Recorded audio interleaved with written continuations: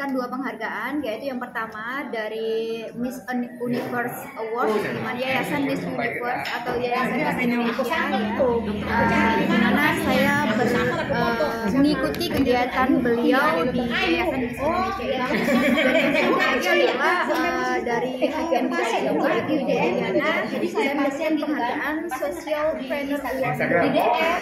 Saya merasa sangat bahagia dan ini adalah penghargaan yang luar biasa yang menurut saya dapatkan karena apa? Selama ini kegiatan sosial saya bersama ribuan anak yatim, kemudian kegiatan sosial saya bersama anak-anak cancer itu diapresiasi oleh RCTI, MNC Group, dan Ibu Liliana serta HN Magazine. Ini adalah hal yang luar biasa di mana harapan saya dengan adanya penghargaan ini mereka atau orang-orang di luar sana itu berlomba-lomba melakukan tindakan-tindakan sosial yang mana nantinya bermanfaat untuk orang lain. Sebenarnya saya kegiatan ini adalah suatu rutinitas yang memang diajarkan dari keluarga ya, jadi lebih seperti budaya ya dari orang tua saya, dan saya sendiri mampu melakukan sendiri itu mulai tahun 2017. Yang tadinya hanya kayak 200 anak yatim itu alhamdulillah meningkat jadi 1000, bahkan yang terakhir adalah 3000 anak yatim. Harapan saya di 2025 saya bisa lebih banyak lagi bisa mengayomi anak yatim, kalau bisa 5.000 sampai puluhan ribu, karena menurut saya kalau bisa kenapa tidak seperti itu. Dok, tahun ini kemana dok? Aksi sosialnya dok? Saya lebih ke Yayasan Cancer dan anak-anak yatim. Enggak, maksudnya yang kemarin ini tahun 2004 ini kemana? Yayasan Cancer di Jakarta atau di Banjarmasin? Di Banjarmasin ya? Karena kita memang mengadakan acara kayak per 6 bulan. Satu acara ulang tahun saya, kemudian satu adalah saya rutin menanyakan pada saat bulan Ramadan itu wajib. Ya, bagi saya itu adalah hal yang wajib. Apa kalau boleh tahu dok yang dirasakan setiap kali berbagi? Apa kalau boleh tahu yang dirasakan setiap kali berbagi? Happy. Jadi tidak ada perasaan yang cukup. Aku bahas itu pasti nangis. Ini ada hubungannya nggak dok dengan profesi dokter sebagai dokter kecantikan sama sekali? Ini di luar ya, di luar menurut saya profesi adalah ya? Hal yang bersifat sosial itu adalah prinsipnya bagaimana saat kalian itu menyiapkan akhirat kalian. Jadi saya tidak bisa memaksakan itu kepada orang lain, atau saya hanya bisa menginspirasi mereka sebagaimana apa yang telah saya lakukan, bukan untuk hal yang negatif ataupun bersifat ria, tetapi saya di sini merasa sangat bahagia pada saat saya bisa mengayomi mereka. Semakin banyak saya semakin bahagia. Ini kriterianya apa sih dok sehingga dokter bisa mendapatkan penghargaan ini? Ada kriteria khusus? Aku tidak tahu mas, tapi di sini yang pasti saya cukup bangga bahwa aksi sosial saya bersama mereka mendapatkan sesuatu hal yang positif dari Ibu Liliana, dan ini memicu saya untuk terus memotivasi orang lain supaya bisa juga bermanfaat bagi orang lain. Dok, setiap berdonasi lebih suka kocek pribadi keluarga gitu atau menggalang donasi? No, saya pribadi. Agak-agak ketakutan juga kalau misalnya harus menggalang-galang dana dan seperti itu. Saya tidak mau kayak takutnya itu ada sesuatu yang justru dititipkan ke saya tetapi tidak saya keluarkan. Nah itu, jadi lebih baik apa yang memang saya punya, rezeki apa yang saya punya yaitu yang saya bagikan. Jadi perkara maaf orang lain mau mengikuti saya ya monggo dengan cara mereka masing-masing. Seperti itu. Dok, secara pribadi apa yang dokter rasakan setelah bisa bilang bersedekah ini ya? Nah, gitu nanti. Apa yang maksudnya ada? Mungkin secara karir, rezeki atau apa yang selama dokter rasakan? Impactnya yang dirasa Allah memudahkan semuanya. Oh. Ya, itu menurut saya. Jadi Allah itu jadi kayak lebih sayang sama saya. Jadi apa yang saya minta Allah itu langsung pun fayakun. Itu bener-bener aku rasakan hal yang menurut saya mustahil, bahkan ada keajaiban di mana hal yang menurut saya mustahil itu bisa terjadi. Salah satu contoh dok, apa yang pernah saat haji 2018 saya berdoa di Hajar Ismail, ya Allah izinkan saya mencium Hajar Aswad tanpa didorong satu orang pun.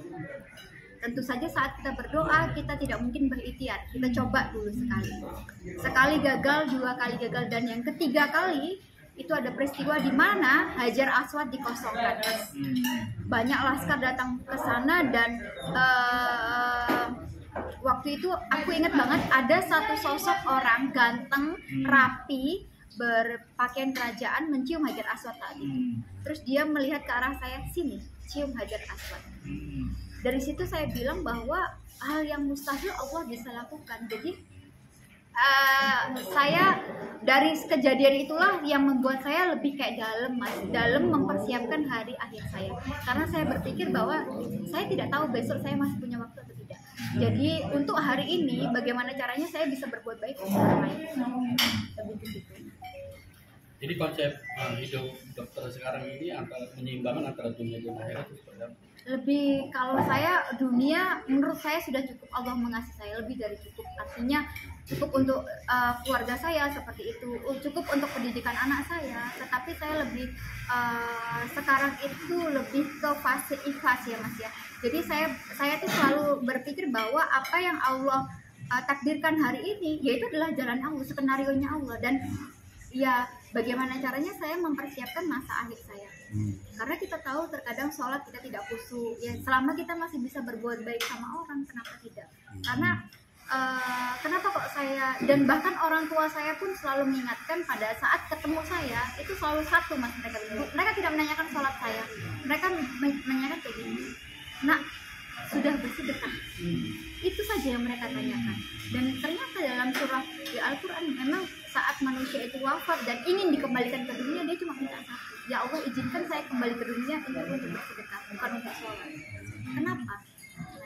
Karena memang manfaat sedekah luar biasa. Mungkin karena bisa secara logika kita bisa membantu orang lain gitu. Dok, ada keinginan nggak untuk bikin yayasan panti atau? Ya. Jadi karena saat 2025 ini saya masih disibukkan dengan berbagai kongres internasional saya, tentu saja saat ini mungkin saya hanya bisa menjadi donatur. Kedepannya mungkin di masa tua saya menabung untuk itu, karena memang pada saat masa, tidak mungkin saya terus-terusan di bidang estetik ya, mungkin ya pada saat nanti sudah ada penerus saya yang melanjutkan di dunia estetik dan dermatologi atau bahkan surgery. Nah saya sudah fokus untuk membangun rumah cancer, rumah singgah cancer, kemudian yayasan panti asuhan dan beberapa tempat ibadah. Itu harapan saya banget Mas, saat saya bilang kepada Allah, ya Allah wafatkan saya setelah beberapa hal, yaitu bisa membangun rumah cancer, rumah panti dan masjid. Untuk saat ini Dok, ada berapa anak yang diasuh? Lebih bukan diasuh, jadi lebih ke donatur, tapi total yang kadang kita kumpulkan kayak per 6 bulan sekali itu terakhir kemarin adalah 3.000. Di seluruh Indonesia atau di Kalimantan aja? Dok, selain ke anak yatim dan cancer ya, gitu, mungkin ada apa namanya, pengen juga melebarkan ke kaum duafa yang lain, karena kan duafa itu tidak. Sebenarnya kalau yang 2018 kita sempat mas sama duafa ya Mas ya.